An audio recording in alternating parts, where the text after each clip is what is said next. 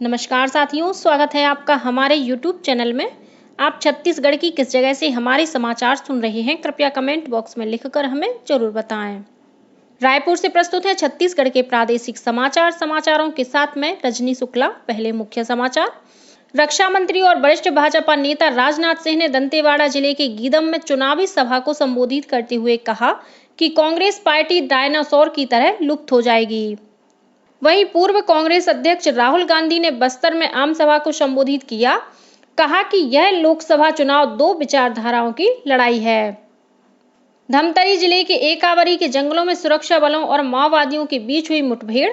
कोंडागांव जिले में 2 माओवादियों ने किया आत्मसमर्पण।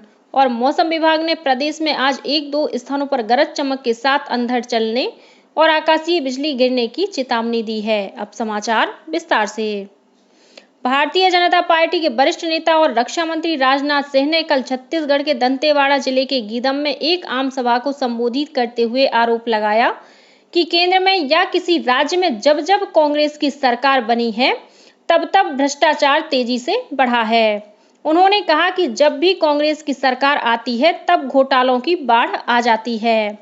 श्री सिंह ने कहा कि जिस तरह से धरती से डायनासोर लुप्त हो गए, उसी तरह इस लोकसभा चुनाव के बाद कांग्रेस भी गायब हो जाएगी।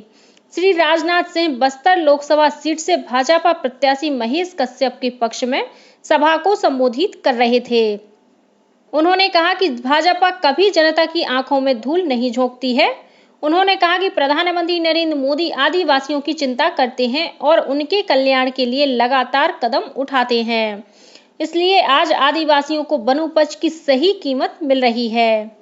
वहीं दूसरी ओर कल छत्तीसगढ़ के बस्तर में कांग्रेस के पूर्व राष्ट्रीय अध्यक्ष राहुल गांधी ने बस्तर सीट से कांग्रेस प्रत्याशी कवासी लक्ष्मा के पक्ष में एक आम सभा को संबोधित करते हुए कहा कि कांग्रेस पार्टी यदि सत्ता में आई तो एक ही झटके में गरीबी खत्म कर देगी।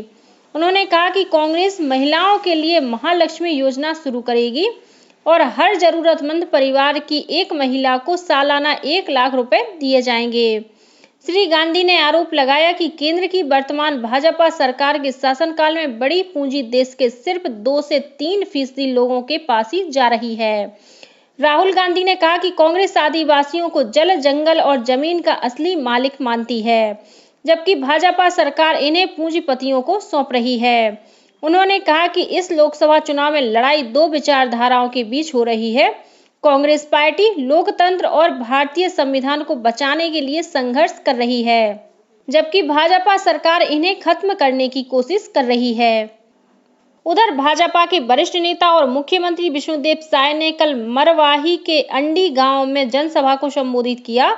इस दौरान उन्होंने कोरबा लोकसभा क्षेत्र की भाजपा प्रत्याशी सरोज पांडे के पक्ष में प्रचार किया। इससे पहले श्री साय ने शुक्रवार को जगदलपुर में रोड शो किया।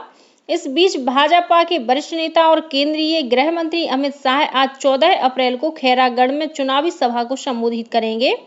वे राजनांदगांव लोकसभा क्षेत्र के भाजपा उम्मीदवार संतोष पांडे के पक्ष में चुनाव प्रचार करेंगे। क्लस्टर प्रभारी राजेश मूणत और संभाग प्रभारी भूपेंद्र सवन्नी सहित अन्य नेताओं ने खैरागढ़ के फतेह सिंह मैदान में होने वाली चुनावी सभा की तैयारियों का जायजा लिया। निर्वाचन आयोग द्वारा आगामी लोकसभा चुनाव के लिए वरिष्ठ और दिव्यांगजनों के लिए घर से मतदान की सुविधा दी जा रही है।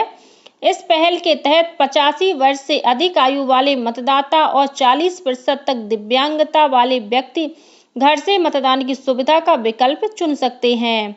निर्वाचन आयोग ने कहा है कि इस श्रेणी के मतदाताओं ने पहले और दूसरे चरण के मतदान के तहत वोट डालना शुरू कर दिया है।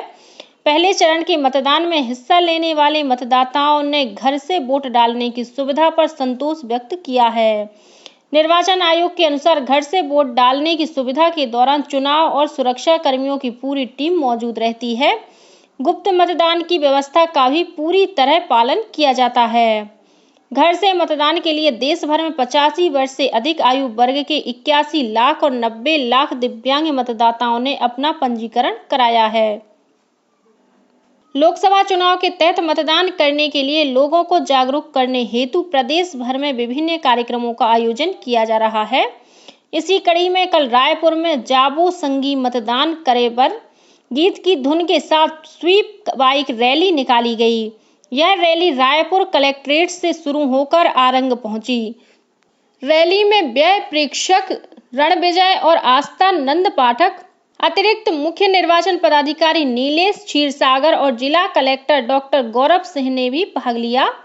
रैली में 1000 से अधिक मोटरसाइकिल सवार शामिल हुए और रास्ते में पड़ने वाले 24 गांव के लोगों को मतदान के प्रति जागरूक किया गया। रायपुर से निकली रैली में जिस छत्तीसगढ़ी मतदान गीत के माध्यम से लोगों को जागरूक किया गया है, वह गीत कोरेला पेंड्रा मरवाही जिले में पदस्थ गणित की महिला व्याख्याता मीनाक्षी केसरवानी ने तैयार किया है। इस बीच रायपुर जिले में कल एक ही दिन में 7 लाख से अधिक लोगों ने मतदान करने की शपथ लेकर एक नया इतिहास रचा है। रायपुर जिले में कल एक कार्यक्रम में 29 विभाग और संस्थानों के अधिकारियों और कर्मचारियों ने मतदान करने की शपथ ली। वहीं नारायणपुर में एक कार्यक्रम आयोजित कर नवरात्रि का उपवास कर रही महिलाओं और अन्य लोगों को जिला निर्वाचन कार्यालय की ओर से मतदान करने की शपथ दिलाई गई। कार्यक्रम में विभिन्न विभागों के वरिष्ठ अधिकारी और बिहान समूह की महिलाएं उपस्थित थीं। बस्तर लोकसभा क्षेत्र के कांग्रेस उम्मीदवार कवासी लखमा के खिलाफ बीजापुर जिले के 2 अलग-अलग थानों में एफआईआर दर्ज की गई है। चुनाव प्रचार के दौरान कथित रूप से विवादित बयान देने के कारण श्री लखमा के खिलाफ थाने में ये मामला दर्ज किए गए हैं। बीते 15 दिनों के दौरान आपत्तिजनक बयानों के मामले में श्री लखमा के खिलाफ कुल 3 मामले दर्ज किए गए हैं। धमतरी जिले के बोराई थाना क्षेत्र स्थित एकावरी के जंगलों में सुरक्षा बलों और माओवादियों के बीच मुठभेड़ होने के समाचार मिले हैं। मिली जानकारी के अनुसार पुलिस को इस इलाके में माओवादियों की मौजूदगी की खुफिया सूचना मिली थी। इसके बाद सुरक्षा बलों की एक संयुक्त टीम को मौके पर रवाना किया गया। बीती रात करीब आधे घंटे तक सुरक्षा बल और माओवादियों के बीच मुठभेड़ हुई। मुठभेड़ के बाद घटनास्थल की तलाशी में जगह जगह खून के धब्बे मिले हैं, जिससे कई माओवादियों के घायल होने या मारे जाने की संभावना जताई गई है। घटनास्थल से बीजीएल, जिंदा ग्रेनेड और माओवादी सामग्री बरामद की गई है। घटना के बाद इलाके में सर्च अभियान जारी है। वहीं कोंडागांव जिले में 2 माओवादियों ने पुलिस के समक्ष आत्मसमर्पण कर दिया है। इन्होंने 2 भरमार बंदूकों के साथ आत्मसमर्पण किया है। जिला पुलिस और केंद्रीय रिजर्व पुलिस बल सीआरपीएफ के संयुक्त प्रयासों से और सरकार की पुनर्वास नीति से प्रभावित होकर इन माओवादियों ने समाज की मुख्य धारा में शामिल होने का निर्णय लिया है। दोनों माओवादी कोंडागांव और कांकेर क्षेत्र में सक्रिय थे। इन दोनों पर विश्रामपुरी में आगजनी की घटना सहित अन्य अपराधों में शामिल रहने का आरोप है। छत्तीसगढ़ की नमी राय पारेख ने स्ट्रॉन्ग वुमेन ऑफ इंडिया का खिताब जीतकर नया कीर्तिमान बनाया है। सीनियर राष्ट्रीय क्लासिक पावर लिफ्टिंग प्रतियोगिता के तहत हैदराबाद में खेले गए फाइनल मुकाबले में नमी राय पारेख ने 57 किलो वर्ग में सर्वाधिक अंक प्राप्त कर विजेता का खिताब जीता। यह स्पर्धा हैदराबाद में 8 से 12 अप्रैल के बीच आयोजित की गई। छत्तीसगढ़ टीम के प्रशिक्षकों और राज्य पावर लिफ्टिंग संघ के पदाधिकारियों ने इस उपलब्धि पर नमी राय को शुभकामनाएं दी हैं। छत्तीसगढ़ उच्च न्यायालय में डाटा एंट्री ऑपरेटर के पदों पर भर्ती के लिए 28 अप्रैल को लिखित परीक्षा आयोजित की जाएगी। यह परीक्षा सुबह 10 बजे से 11 बजे तक 4 परीक्षा केंद्रों में ली जाएगी। पात्र और अपात्र उम्मीदवारों के आवेदन पत्रों की सूची उच्च न्यायालय की वेबसाइट पर जारी कर दी गई है। पूर्व मध्य रेलवे के आसनसोल रेल मंडल के तहत सीतारामपुर झाझा सेक्शन में तकनीकी कार्य की वजह से आज 14 अप्रैल और 21 अप्रैल को ब्लॉक किया जाएगा। इसके कारण Vasco the gamma Jasidih junction express 19 अप्रैल को मधुपुर स्टेशन तक ही चलेगी। मध्य रेलवे के तहत 40 गांव जंक्शन यार्ड में कार्य के लिए कुछ अन्य गाड़ियों का परिचालन भी प्रभावित होगा। 16 अप्रैल को मुंबई से चलने वाली गीतांजलि एक्सप्रेस मुंबई से 2 घंटे 55 मिनट देरी से रवाना होगी। वहीं 15 अप्रैल को भुवनेश्वर कुर्ला एक्सप्रेस परिवर्तित मार्ग से जलगांव उधना जंक्शन बसई रोड ढिलवा होकर चलेगी। कोरबा जिले में एक सड़क हादसे में 7 बच्चे घायल हो गए हैं। मिली जानकारी के मुताबिक कल स्कूल से छुट्टी होने के बाद एक वैन पर सवार होकर 7 बच्चे घर लौट रहे थे। इस दौरान अचानक ही यह वाहन अनियंत्रित होकर बिजली के खंभे से टकरा गया। इस घटना में 5 बच्चों को ज्यादा चोटें आई हैं। पुलिस के अनुसार स्कूल वैन को नाबालिग किशोर चला रहा था। पुलिस ने मामला दर्ज कर जांच शुरू कर दी है। वहीं कवर्धा में कल एक स्कूल बस में आग लग गई, लेकिन इस दुर्घटना में किसी तरह की जनहानि नहीं हुई है। बताया जाता है कि जब इस बस में आग लगी तब इसमें 30 बच्चे सवार थे।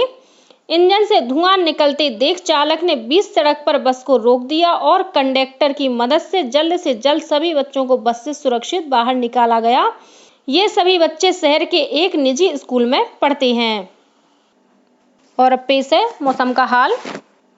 मौसम विभाग ने प्रदेश में आज 1-2 स्थानों पर गरज चमक के साथ अंधड़ चलने और आकाशीय बिजली गिरने की चेतावनी दी है। वहीं इस दौरान कुछ स्थानों पर हल्की बारिश होने या गरज चमक के साथ छींटे पड़ने की संभावना जताई गई है।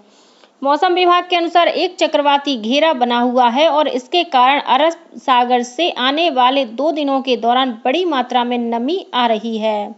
इसके असर से राज्य के तापमान में गिरावट का दौर जारी रहेगा। और अब कुछ अन्य खबरें संक्षेप में। दुर्ग स्थित हेमचंद विश्वविद्यालय में कल बीएससी बीएड प्रथम वर्ष के गणित की परीक्षा में विद्यार्थियों को अलजेब्रा की जगह कैलकुलस का प्रश्न पत्र दे दिया गया। मामले का खुलासा होने पर विश्वविद्यालय ने यह परीक्षा रद्द कर दी है। और शक्ति में राइस मिलर्स और ट्रांसपोर्ट व्यापारी के घर से हीरे, सोने, चांदी के जेवरात और नगद राशि सहित 76 लाख रुपए से अधिक की चोरी हुई है। पुलिस ने अज्ञात चोरों के खिलाफ मामला दर्ज किया है। इसी के साथ छत्तीसगढ़ के समाचारों का ये बुलेटिन समाप्त हुआ। नमस्कार।